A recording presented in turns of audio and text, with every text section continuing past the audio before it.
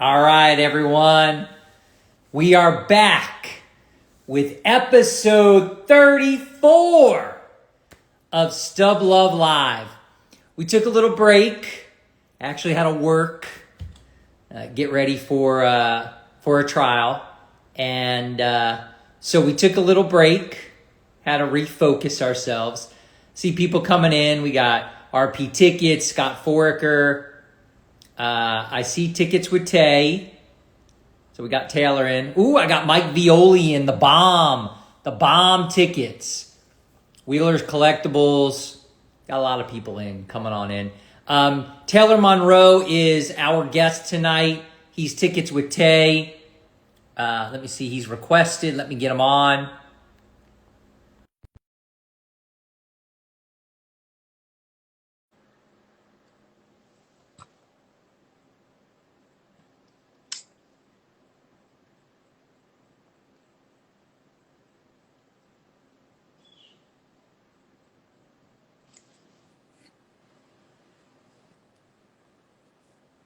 I'm going to have to... Oh, he's saying 1 minute. We got Roundball _ rock on. Woo! JLS Vintage Toys. Geeky Cards. Man, we got a lot of people coming in. Hall of Stubs. Oh, yeah. Man, we even got some of the people from overseas. Inacio collection. All right, Taylor. Where you at? Let's get you on. It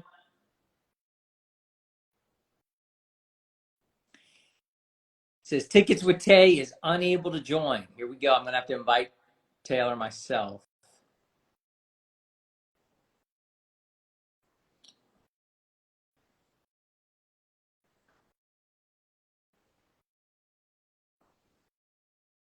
I invited you, Taylor. See if you can get in.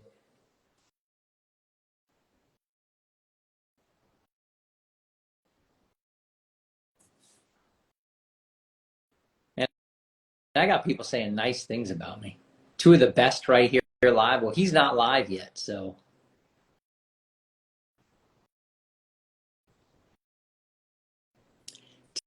Technical glitches with IG Live.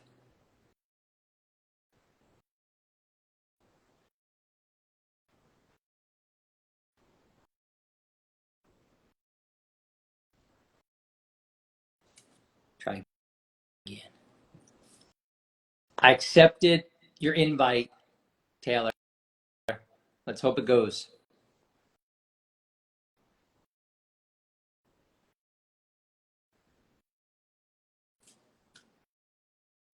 Tickets with Tay is unable to join.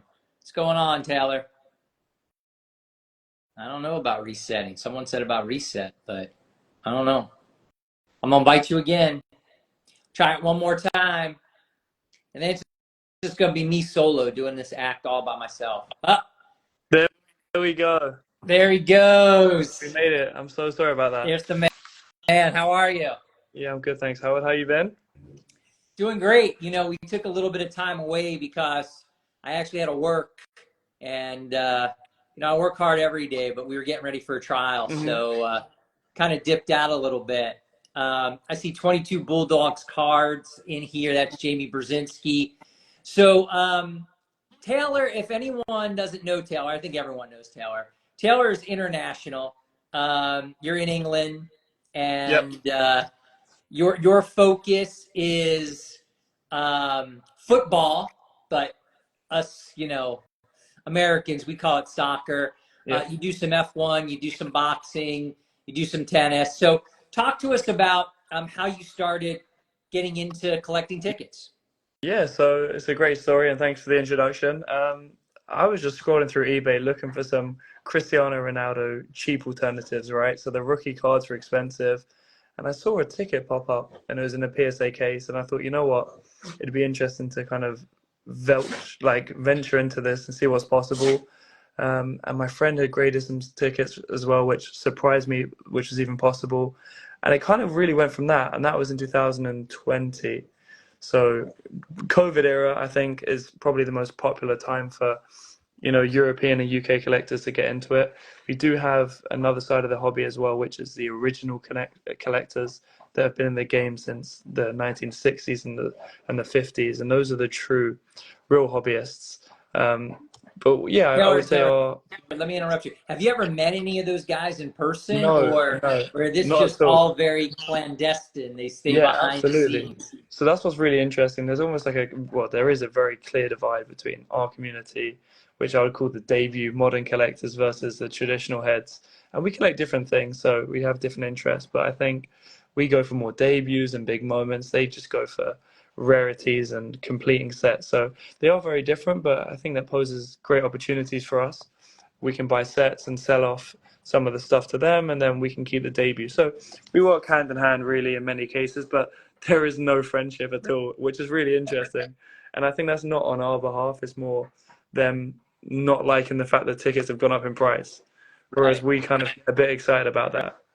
Right. Well, I'm going to say this. The great thing about ticket collecting in the States is that I think we all really get along and we all really try to help each other out. And you could be a debut collector, you could be a moment collector, you could be a vintage collector, you could be a modern collector. Doesn't matter. You can collect sports, you can collect concerts. We all really try to help each other out. Now, look, if Yeah. there's an auction out there or there's something on eBay, we'll kill each other to win it. But Hmm. if we lose, we lose graciously, and we Yeah. always are happy for the person who won it. Yeah. And I think that might be a little bit different than what I'm Yeah. hearing happens Yeah. over in your neck of the It's not woods. as potentially it's not as violent as I may have described, but there is, yeah, definitely tension between the two. But it's interesting you mentioned that as well. In ticket collecting, it is like you're onboarded into tickets, and you might start off at football, but very quickly the cycle begins, and you like a bit of F1, and you double in a bit of basketball and here and there, and you kind of end up having a bit of everything, which is fine and it's great. But yeah, just something interesting to note So because it's not really the case in sports yeah, cards. really not. Let me ask you this, Taylor. Being overseas, what are the most popular American sports that you see ticket collectors dabbling in? Like, do you guys collect any Honestly, baseball not at whatsoever all. or Like, not? really, no, no baseball at all. Baseball's like a big no-go for us. Like, we can't relate to that at all. American football is much the same. Like, very, very few of us collect that. And then basketball, yeah, you know what? Like Michael Jordan, there's no way of denying the influence he's had on even British culture. The likes of Kobe, LeBron, Michael Jordan, definitely. But beyond that, it's really just basketball, I'll be honest. And even basketball in the UK isn't particularly popular. So, yeah, it is just that one. I see we have Big H Collectibles that joined. That guy, man, he's got some Some incredible big hitters. stuff. I mean, Some big hitters. yeah, he's got some real bangers. I see Papa Jim in. I'm always happy to have Papa Jim in.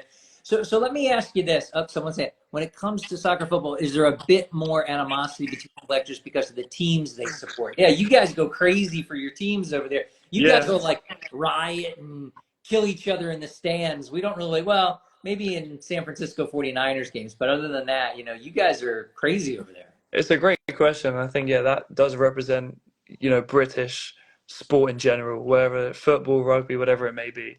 Um, and there is, yeah, we support clubs, whereas the Americanization of sport is more athletes. You support athletes. And if they move club, you're more likely to, and not always, but you're more likely to change clubs. So that is the case in the UK, but not in ticket collecting. If someone supports Manchester United and I support Chelsea, I'm still going to be friends with them. So yeah, no beef as we would call it on that Okay. front. I see this guy. He's a great collector too. This Inacio collection. He says he's going to have a ton of Ronaldo tickets in his case soon at the expo to show off. And it's funny, you guys don't even use the word show. It's an expo. It's fancy. Yeah, we got It's to glamorize. international. Yeah, exactly. Well, listen, on the note of international, you set me a pretty big task, and that was to refine the top 10 tickets Well, for wait. Well, let's all tell international. everybody. This was the task. We wanted Taylor to kind of talk to his peeps over there, across the pond and thereabouts, to try to give us the top 10 international tickets. We did the top 100, and I know you guys followed along, but we want to know, like, what are the top 10 international tickets that you all are hunting for? Yeah, it's a huge task, don't get me wrong. And I don't want to speak on behalf of everyone. I know everyone collects different things. And I also think it's important to know that because I've said this, I own some of the tickets, and I'm not saying it because I own them, but I own them because they are the top tickets, right? So there's no conflict of interest. There's some of these that I don't own. There's some that might not benefit me if I put it out there into the universe. But this is, I think, a fair reflection of that. There is a soccer bias because firstly, we mainly collect that in the international space. Soccer is number one, so we can't ignore that. And also, I like football a lot, so it's got that influence. But yeah, I'll go through some of them. Some of them I'll point out if I've got them, and I can tell the story behind it, and we'll go through how I see it. I spoke to a few other collectors, and that's how they see it. It's pretty diverse. So we've got a bit of football, a bit of F1, a bit of tennis, music. I have excluded basketball from this. I thought, you know what, ignore the top three sports over in America to make it fair, and have our voice heard because I don't think it was the case for the top 100. But yeah, I'll go through the list in no particular order. So I think number one, and I'll bring my tickets here to show in no order, is the Messi professional debut here. So this is the professional debut of Lionel Messi, and I believe there's only 5 of these at PSA, and this is a full version of that. So there's 2 stubs and 3 fulls, I believe, and this is another full in a pretty good condition. The print's pretty clear. You might not be able to see it in this lighting, but get up close and you can. And the story behind this is nuts because I'm sure this is a ticket that you guys might have seen quite a lot of. So this is the friendly debut. Now, it was a non-professional match. It was actually a year before, or 11 months before the professional debut. But this ticket had sales of like $50,000 at some period of time. And because it was a inauguration, the first game of the season for Porto, loads of fans kept their tickets, and they kind of created a collective case for this ticket, and there's hundreds of them, so the price kind of rocketed down. But this is one that, despite growing demand, held its value and held its rarity. So, like I said, only 5 of them, whereas compared to this one, there's hundreds and hundreds out there. So, yeah, an interesting story, extremely rare. And come on, it's Lionel Messi. Everyone knows him. Probably the biggest, well, the best dribbler, undoubtedly now after winning the World Cup. And yeah, just a huge name worldwide. Taylor, I put that up there. I think if we did the top 100 over again, and Sean and Mike and I have talked about maybe one day doing it. Yeah. Not soon because it's a lot of work. But Sure. would that ticket, the one you just showed, would that top and crack the top 100? I think it should. Absolutely. I mean, I put it up there, Taylor, with the likes of a Jordan debut, a Gretzky debut, a Tiger Woods debut. I mean, any of the biggest names. And that ticket is not just so. I call things. There are things that are rare, and there are things that are scarce. Rare things are there's not a lot of them, but maybe no one really cares so much. Then there's scarce tickets, which there's not a lot of them, but people desire them and covet them desperately. That Messi Pro debut that you showed, top 5, maybe a few still flirting around out there, maybe not, but that is a tremendous ticket. And I know one, you'll tell me because I know you were following it, one sold recently on Golden for I think about $15,000. Yes. And I'll be honest with you, Taylor, I thought that was way undervalued. Yeah. And looking back at the time, I was like, wow, it was a big sale because in soccer we hadn't seen very many things like that. But yeah, I think now that the market's fully established, it was a good price, I'll be honest. And if I hadn't have forked out so much on this one here, it'd probably have been something I would have bid it up on. But yeah, that's for me number one. But I don't want to keep it in an order, but I will flow onto this one, which is part of that Messi story. And this is the World Cup Final 2022. Now, a big event, and these aren't particularly rare or scarce, but they are amazing tickets because of the story they hold. It was a World Cup final, probably the best World Cup final we've ever seen. It was. Second most goals scored in a World Cup. Messi kind of becoming the GOAT, so to say. This was the game that done it. He scored 2 goals. Kylian Mbappe, an upcoming star, scored a hat-trick. There was a save in the last second. It went to penalties. Like, this was the best World Cup ever. It will never be topped. I don't think it can ever be topped. It was a passing of the torch from Messi to Mbappe. It had everything. It had goals, drama. Although it's not rare, I have to include it. And I know that the game happened recently, so it should be ignored, but it can't be ignored in this case. So yeah, for me, it's a top 10. I completely agree with you, Taylor. It's an unbelievable ticket. I know there's a bunch of different versions. There's the regular version, there's the hospitality version, and then you've shown on your show, one of your guests had like the VIP version, which was This is exactly what I've got here. This is the VVIP. So there's the VIP, which Ben had, and this is the VVIP. So you can see the trophy on the side, and it's almost got a burgundy print on it. So this was only given to government officials. So it's a really big ticket. There was the VIP one, which was given to athletes, but this VVIP, very, very important person, is as rare as it gets, and it come in a massive big case, it's a beautiful ticket. So for me, that version of it has to also, be a caveat to that rarity. Yeah, for sure. You also have to be careful because there was some that were, I think, printed after the fact too as commemorative. So what is it? Is it 2 lines of print means you're good and 1 line of print on the bottom means you're not? Right? Yeah, I believe so. Yeah.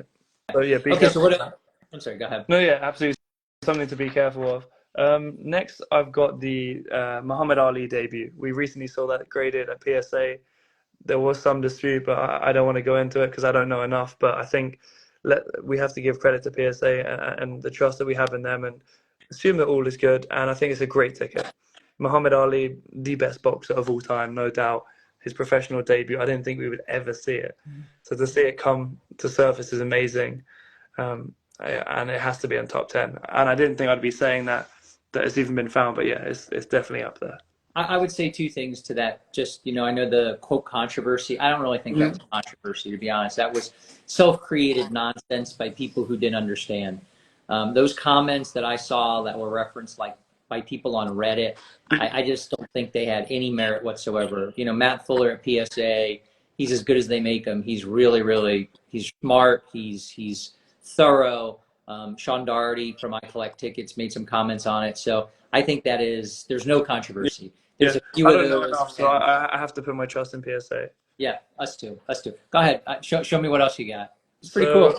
Yeah, so I also, on that note, I think Thriller in Manila as a boxing ticket is probably the biggest fight. There's also Rumble in the Jungle, but I think the Thriller fight might just top it a little bit.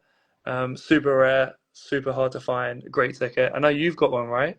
So I have the Thriller in Manila. I don't have the Rumble in the Jungle. Okay. And I got to tell you, I've tried and tried and tried. Years ago, I had the opportunity, and it's still one that hits me right in my chest. But I agree, both 2 amazing tickets. Yep. So let's move on to F1, and we've got the Lewis Hamilton debut. So Lewis Hamilton, a huge name, probably, at the moment, the most successful F1 driver of all time. And he was also the first black F1 driver, which is cool because that ties into his debut, being the first black, and then on top of that, making his debut. And I've actually got a lovely example of that here. Excuse the glare, but you can see here. So this is a great ticket. This was actually part of a 4-day pass, so this gave you access to all days, which is quite cool. I actually prefer that versus the Sunday only one because it's the whole journey, right? Because he had practice runs and stuff like that. So it includes the Sunday debut, but also the other stuff. So for me, that's got to be in there.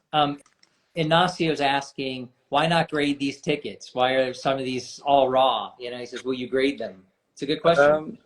I've had some controversy with PSA in the past, so and also the fact that it's so expensive. These are very expensive to grade, especially the Messi professional debuts. It's going to cost a lot of money. So potentially, you know what? I have an answer for you. I have a good answer for you. You can just go ahead and you can sell me that Messi Pro video. I'm leaving the live stream. And I'll go get it graded at PSA. No, I'm just teasing. So, all right, yeah, they're great tickets. Maybe one day they'll get graded. I definitely plan to in the future, somewhere or another. But yeah, that's one that I think is incredible. And F1 deserves some attention in terms of monetization of the sport and popularity. It can't be ignored. So yeah, that's on there. I wanted to touch on a bit of music, so I'll give that one a go. I think Michael Jackson is probably the biggest name in music ever, really, especially in my era growing up. I know Elvis Presley is a huge name as well, and there's been some bands that have been super successful, but Michael Jackson is one that captured the hearts of everyone at any age, from 5-year-olds dancing to 50-year-olds dancing. Like, everyone loved him. There's the likes of Drake, who are modern day stars, but you don't really see a wide spectrum of people liking his music. But yeah, Michael Jackson had that power and influence of the world, which is something we can't ignore. So I reflected on that and I thought, right, Michael Jackson debut we'll probably never find. So what do we move to next? And I think the moonwalk is something that's super synonymous with him. And I know those tickets are out there for him, so I've put that in there. And the caveat is that if a first concert ever came out for him or a first live performance, that would probably take that spot. But for the moment, Michael Jackson can't be ignored, and for that reason, the first moonwalk's in there. That moonwalk was iconic. Hmm. I remember it like it was yesterday. Yeah, I would think, we didn't put in our top 100 any music and any concert tickets. I didn't. I let you just go Yeah. to the 10. We also talked about maybe doing a top 25 of music and concerts and things like that. So, I don't know. We'll see. We'll see. Maybe in the future. But I think you're right. That moonwalk is one of the most iconic moments ever. Yeah. Hmm. So on the note of music, then, and this was a difficult task. Howard, you have me pulling out the last few of my hairs with this one. But I put the Beatles. I think Beatles are a huge band, and we touched on single artists, but bands can't be ignored as well. And Beatles are probably one that throughout time have captured the hearts of everyone. So Beatles had to be in there, and I reflected on the different ones. We've got the last concert, which was on the top of the Apple. We've got, I think, the first one in America. But one that stood out to me was the Cavern Club, and everyone knows the Cavern Club. It's massively synonymous with the Beatles, and it was the first show that they had in the Cavern Club in 1961. And although there's not a ticket yet, there is the booklet. And for me, that has to be in there. I think it's a great story. There's some nuance to it with like certain dates in it, which Ben mentioned on my YouTube. So something to look out for. But I think as a piece of art that PSA are willing to grade, that has to be up there as well. And I know it's something that seems massively underpriced at the moment, or whatever it is. Who knows? But I think that's a really top ticket. I think overall, music tickets just overall are generally undervalued right now. I mean, if someone were to say to me, where is there money to be made if you are an investor or someone who's looking to profit off of tickets, it's Hmm. got to be concert tickets because they just haven't hit the way sports have. So I think moving forward, if you have a desire to want to try to invest or make a little bit of money here in the ticket world, the arbitrage value for some concert tickets are tremendous. And what, to be honest with you, Taylor, who knows what'll be the future? I mean, is it the first concert? Is it the last concert? I heard Ben, first concert in England. How about first concert in New York? First concert in LA? First duet with so and so. There's so many opportunities, I But think. even more nuanced than that is there's the first concert, but what about the first tour date? What about the first live performance? What about the first performance in front of a stage? Do you know what I mean? It goes so deep, and I think the market is yet to fully establish itself to what is rare, what is the number one. With debuts, there's no doubt it's a professional debut, but with music, it's still early days. So potentially the community will come together and decide on something that makes sense. I think it's likely to be, and again, something with that is the first concert is so hard to find, first live performance so hard to find. So I think it'll be a middle ground, potentially the first, I don't know, tour date of their first tour or something like that, because it'll be relatively easy to find, but also have that wow factor. What are your thoughts on that? Yeah, and I've seen Hall of Stubs. He posts on Instagram all the time. The live debut of a certain song, the live debut of a certain album. Hmm. An unplugged version when they were on MTV Unplugged, a band like Nirvana or whatever. I mean, there's just so many opportunities there. He's actually, I think, starting. He's always ahead of the curve, that guy. Yeah, and So follow he that picks up guy. some really cool stuff Yep. really cheap. Like that's why I really like his collection because no one appreciates it. Like he could have picked it up with his knowledge and insight for like £2, £3, like $5, And that for me is a really cool story, how you can turn a $5 ticket into $500 from having the interest and the know-how. But yeah, music's really interesting, and as you say, there's money to be made. But let's touch back on football, and we'll move on to the Pele World Cup debut. I think there was just a sale for 25,000 or something along those lines It was. for the Pele World Cup debut, and that is one that is great. It's huge. It's his World Cup debut, and it's the earliest ticket that we have so far of him. So again, another caveat to that is if a professional debut is found, then I would be very cautious, because that ticket, the World Cup debut, is now a threat, right?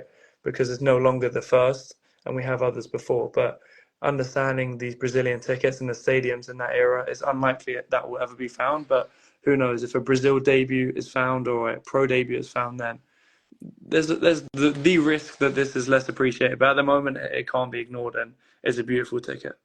It's a great ticket. I agree. And even if a pro debut was found, I still think, there'd be one and everyone would still have to collect the World True. Cup debut. I It's a think there great. are a lot of them, Taylor, though. I mean, I've seen a rise in the price, and then more have come up and rise in the price, and more have come out and rise in the price. And Yeah. it's one that I've stayed away from, because I do kind of feel like with just the amount of those tickets out there, I think Give you some insight on that, and I think they've been unfairly thrown under the bus, because if you understand the attendance of these events, something like 80,000 at each game, right? And this is a time where every single person was given a hard copy. Also, to add to that, it was a World Cup, so this is a special moment, regardless of whether it is a final. For people, these are memories they'll forget. They will never forget. So, understanding that there's events of 80, 90,000 people, and only a couple hundred have kept them as a percent, I still think that's super rare, and they're super highly desired. So yeah, maybe more will come out the cracks, but this was in 1958. It can't be too many now. Yeah. Yeah, it was in Sweden. You would think people would have gotten wind of these bigger sales and pulled them out of scrapbooks, or if they had them in shoe boxes or cigar boxes. So yeah, I think it's a great ticket. What's your 10? What's number 10? And the final one on that list is I thought, you know what, tennis is a sport that I love, and I think it's very an affluent sport. It's a very professional sport. It's a growing sport. It's also an extremely well-paid sport. Athletes like Djokovic, Nadal, Federer get paid more than most other athletes. So definitely something that can't be ignored. And finding debut tickets are very difficult for them, because it might have been on a court 7, and only the center court and the main court was ticketed. So finding these tickets are really difficult. So people move on to the first Grand Slam debut, so maybe a few years later. And I've got one here which isn't actually the one on my list, but here is the Federer Wimbledon debut. So this was his first ever win at Wimbledon, and he holds a record for 8 wins at Wimbledon, more than anyone else ever. And that was his first ever Grand Slam win. And I did want to put that in, but I felt like I was coming with a bias, because I probably would have preferred the 2008 Wimbledon win, which was probably the best Wimbledon final of all time. It was one that went on for around 5, 6, 7, 8 hours between Federer and Nadal, and it was a match that would never be forgotten. So that has to be on there. And I would love to say it's the Federer first win, but I have to be honest, hold my hands up and say that's one. But we're getting someone here say 1980 Wimbledon, Borg, McEnroe. So yeah, that's another one as well. Yeah, it's a lot of big ones. I mean, I think PSA puts on the slab, on the flip, greatest match ever, because I think that pretty much was the greatest match ever. I agree with Tom. That was a great one too. I don't really dabble too much in tennis. I do collect social historical tickets, and I did pick up recently. I think it might be the only one that I've seen. I don't think there's one in the Pop Report yet, but I did send it out to PSA. It was the 1975 men's Wimbledon singles final, and it was Arthur Ashe who won that. So first African-American male winner of Wimbledon. Wow. So I think that one's pretty cool. But those tickets are awesome. So yeah, I mean, I think you put together a great list, Taylor. I think the people who you talked to got it, pretty close here. I mean, there was we didn't really put Tiger Woods who I would have liked to include, but I think, like, truthfully, a lot of us don't really collect golf. There's a few, don't get me wrong, but football had to have a focus on that just based on the international collectors. But I think it's a fair reflection of that. And maybe if we'd done it more professionally and brought the minds together, it might be slightly different. But definitely, at least the Messi Pro debut would be up there. I think in 11th or 12th is this one here, which I'm Hand sure of God. you know and love, Yeah, the Hand of Hand of God. God. The great And this is a full as well, so a beautiful copy of that. Yeah. But yeah, that didn't make it, but potentially, it would have if everyone had their say. Yeah. So maybe something we have to do, Howard. Maybe next year we'll make it happen. We joined. Maybe on a 10-year anniversary of Top 100 tickets, we'll do Yeah. it. Yeah, we'll see, but join forces a little bit. So let me ask you this, Taylor. I advertised it a little bit, so I don't want to not talk about it. I just want to at least touch it for a second. But what are you guys doing out there in England to find tickets? Are you guys going to swap meets or flea markets, or where are you guys, other than eBay and auctions and things like that, where are you finding the stuff? So it's really difficult because I know you guys have access to like big collections where people might have kept season tickets in shoeboxes and stuff like that. We really didn't, because if someone had a season ticket, and this is something interesting to know, if they got a season ticket, they got a card and they would never be given a ticket. So you never find someone with a big collection of them. If they do have the tickets because they went to 1 or 2 games and kept those games because they stood out. The people with season tickets didn't have that privilege, I guess. They just got the card. So finding big collections is very difficult. So really going to like flea markets and stuff like that is a needle in a haystack at best. Like they never show up. So I think some stuff that we do is like, I guess it's gambling, but like buying programs and just hoping that there's a ticket in there. It's paid off for quite a few people, and I'm sure you guys are doing that as well. But Yeah. if the program's £4 or £5 and the ticket is worth thousands, potentially it's a gamble that you're willing to take if the guy isn't replying. So I don't want to promote that too much, but I know people have had success. Potentially just drop a message to people on eBay or Facebook Marketplace and stuff like that.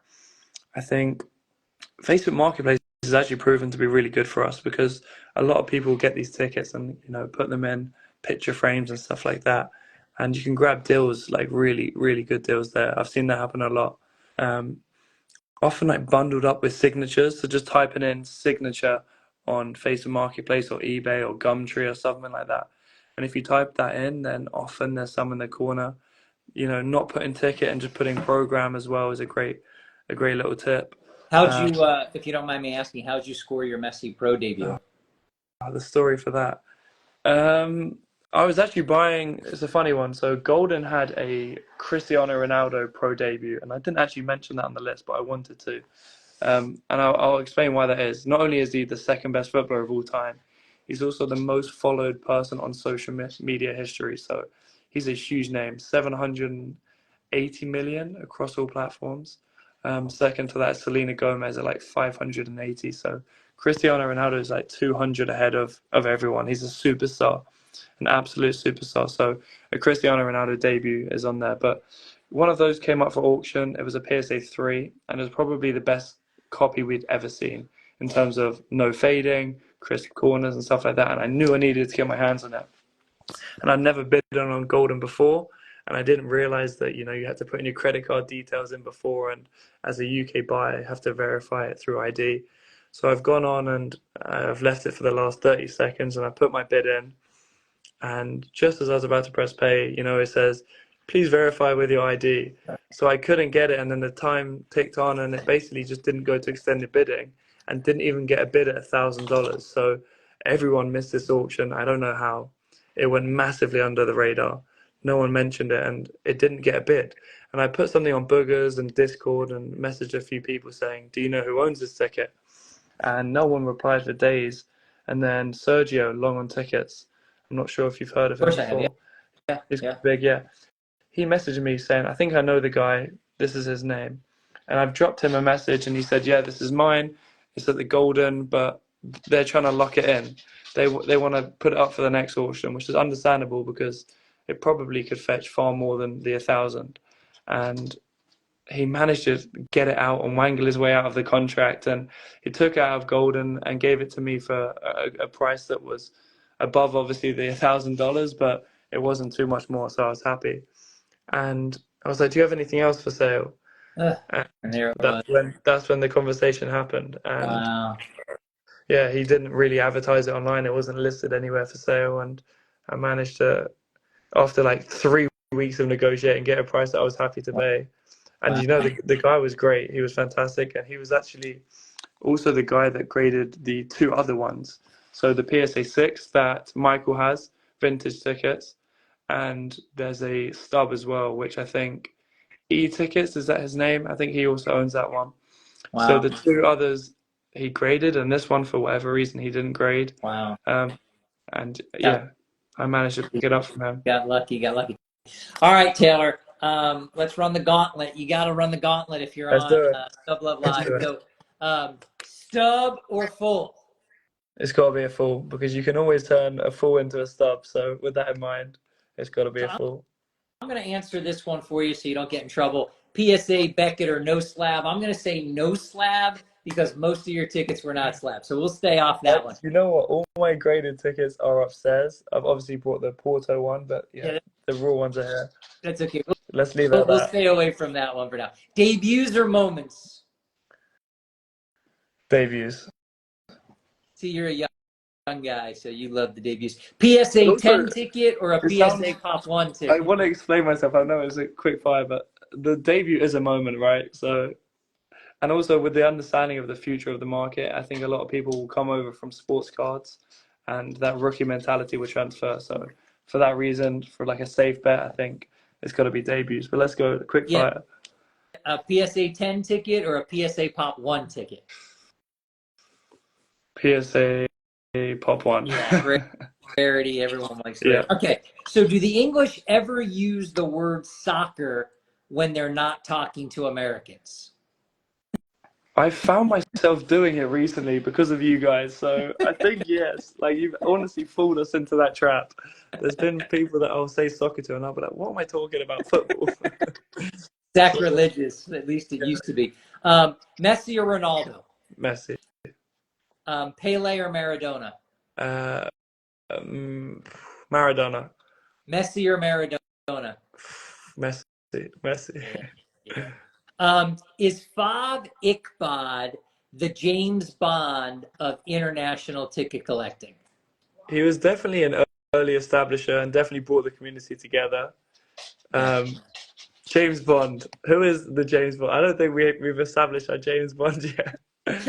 Well, but he's definitely one of the original collectors in the debut space, and credit to him, he's brought the community together, given us a platform, so he deserves credit for that. Absolutely. Yeah, he's great. I love Fob. I think he's terrific for tickets and just an overall really nice guy. Kate Middleton or Meghan Markle? We'll end with that. Kate Middleton. Really? Yeah. You know, I was a Kate Middleton guy, and my wife and I have now been watching the show Suits. It's an older show. Meghan Markle's on it, and we both like Meghan Markle. So I don't know. I'm not letting a little Meghan Markle. I'm not letting the Suits influence my decision. I'm sold. All right. Well, everybody, you got to watch Taylor's show. He has a show called Tickets with Tay. It is on YouTube. It's a must-watch. He gets a lot of great guests that us in the States, we don't know who these guys are, and he finds them. He knows them. They have great collections, very diverse stuff. Taylor's a great host. I watch the shows religiously when he posts them, so everyone's got to find Taylor out there.